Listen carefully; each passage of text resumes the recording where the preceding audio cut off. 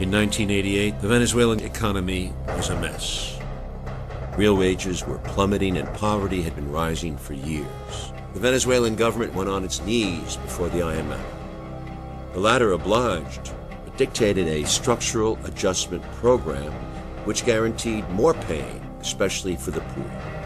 When bus fares were raised in February 1989 in accordance with the IMF agreement, Caracas exploded in a fiesta of rioting and looting. Police in the Venezuelan capital Caracas opened fire again today on demonstrators who were throwing rocks. This is the fourth day of violent protest at the government decision to raise prices on some very basic consumer items. The government called out the army. Hundreds and perhaps thousands of Venezuelans were shot dead. They killed my son, cried this woman at a Caracas City morgue today. Anxious relatives checked names on a partial list of more than 200 people reported killed. The morgue is literally overflowing with the bodies of the dead. That same month, a group of young officers met secretly on the initiative of then Lieutenant Colonel Hugo Chavez and condemned the massacre and pledged that it would never happen again. Chavez didn't sort of drop from the sky. He was produced from within the army. Exactly 3 years later, in February 1992, Chavez launched an unsuccessful rebellion to topple the government. But the general strike that had been promised never happened.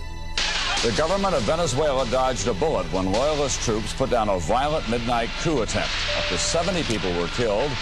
Rebel troops failed to topple President Carlos Andrés Pérez. Chavez was arrested and imprisoned for 2 years. He publicly accepted responsibility. Compañeros, lamentablemente, por ahora, los objetivos que nos planteamos no fueron logrados en la ciudad capital. On the other hand, it must not be overlooked that the majority of the population did see Chavez as a hero. There were celebrations in the capital of Venezuela tonight after the Supreme Court ordered that the president, Carlos Andrés Pérez, must stand trial on charges of embezzlement. He's accused of stealing $17 million.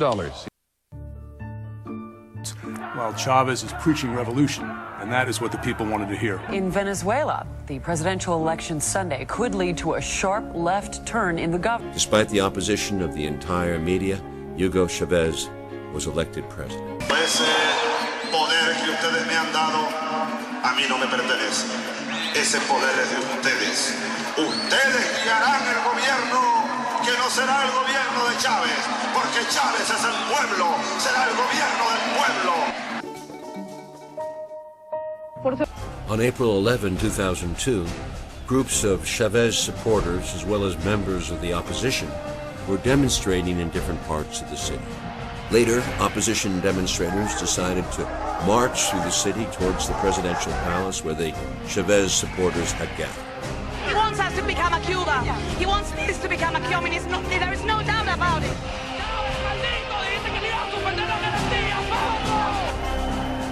As they neared the palace, suddenly, shots were fired from the rooftops of buildings and members from both sides were hit in the head.